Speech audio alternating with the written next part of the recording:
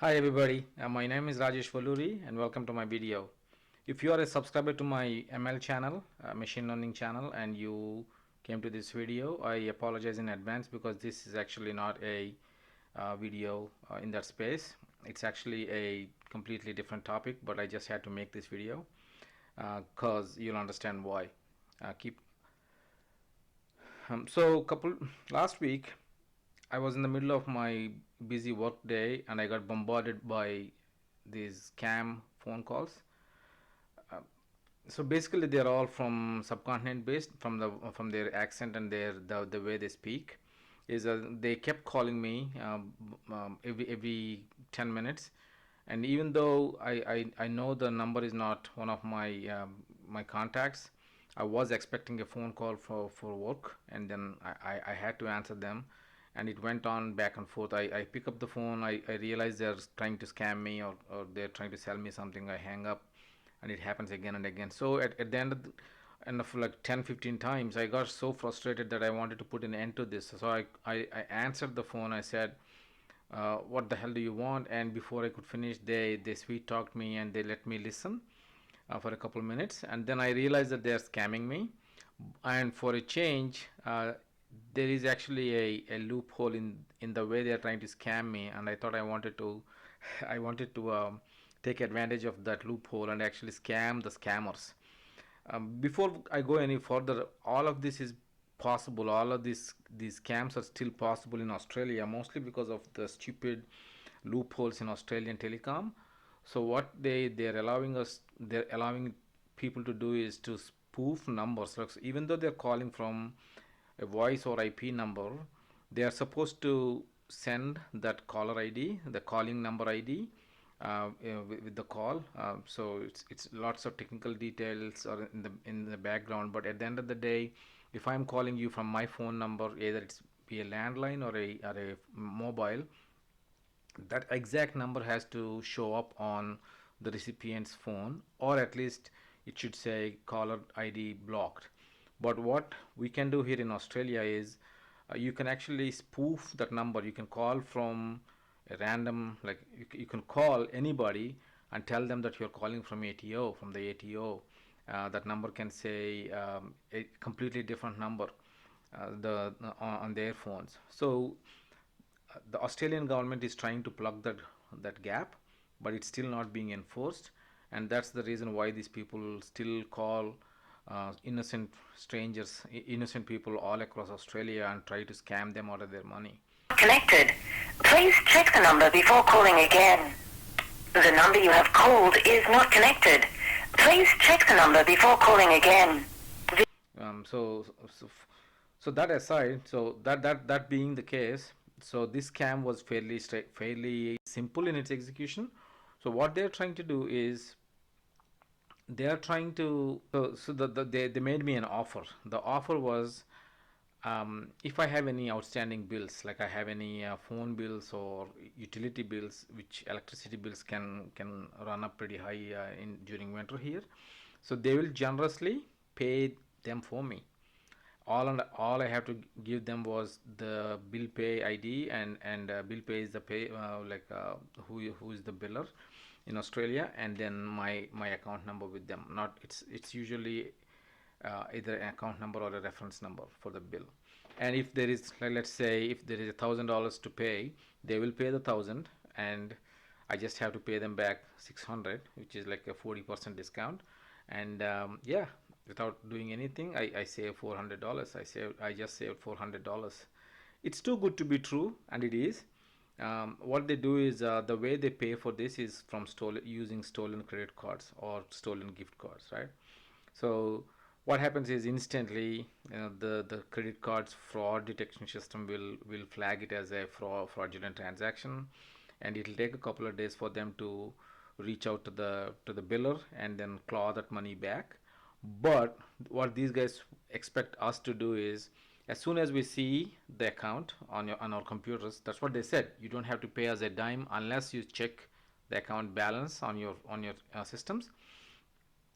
So the tricky thing here is, oh, I look at the $1,000. I say, oh yeah, okay, this is legit, and I pay them the 600 or whatever the number I agreed. and then couple days later the $1,000 on in my account, they will be pulled out by the credit card company because it was a fraudulent transaction to begin with. So instantly I realized the simplicity of of the scam, and then I realized how I can't do anything. I obviously I don't have the law enforcement tools to track them where they are and all of that stuff, but at least I can drag them along, waste their time, and let them beg me, and that freaking feeling of letting them by begging me instead of me begging them, that and and it just like a blowing off my steam, right? So I said, okay, I pretended to fall for their scheme, and I said, okay, let's I have a telephone bill which is usually like $100, and it gets auto debited anyway, but I gave them the detail and say, okay, I actually owe them $800. And they stupid people, they did not think twice. They were too happy that I fell for it. And actually in before doing that, when I asked them why they're being so generous to me, and they said, oh, it's just that people are so they have these gift cards that they're gonna run out, like they're gonna expire, so they don't want to waste them, so they would rather pay some, some guy in Australia than to let them go to waste.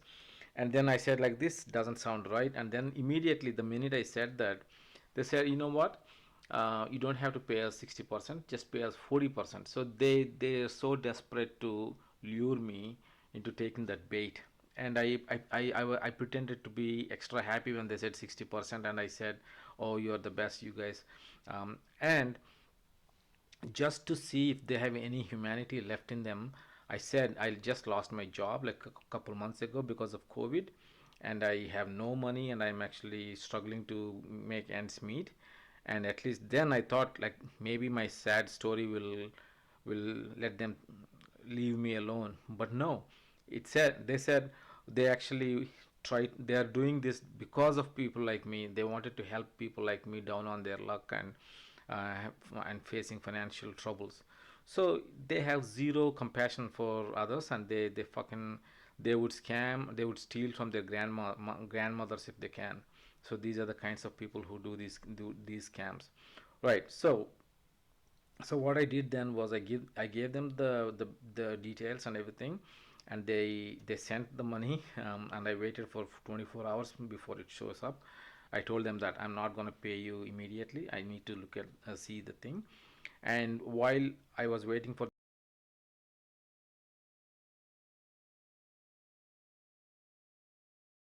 to appear in my utility accounts, I made a an attempt to reach out to the police and AFP, which is like the Australia's equivalent of FBI. Unfortunately, there is no easy way to report any of this. I cannot say I'm a target of a scam, but I prevented it by doing this. They don't want to hear it. Unless I lose money, and I lose big money, they don't even respond. So that email is still there. They haven't responded to me. But my idea is, like, at least by doing this and collecting as much evidence as possible from these idiots, I would be able to provide this information to the authorities, and it's up to them. I mean, if they want to pursue it, they can pursue it. If not, that's fine. As long as I waste their time and frustrate them, that's a win for me. So they did put like two of these guys, actually not one. One called me, does this, blah blah blah, and then again someone else, maybe from the same company, maybe someone else, they called me with the same script. They did the same thing. We are being nice to people down on their luck. And and one easy thing to check if these people are legit, or at least pretending to be legit, is you hang up the phone and return the call to the same number, and 9 out of 10 times it says this number is not in service anymore. So how is it that they are able to call us from that number if that number is not in service? Like the one, the loophole I alluded to earlier, it's still there, and that's frustrating me and frustrating everyone else. um, okay, so now the money is there, and then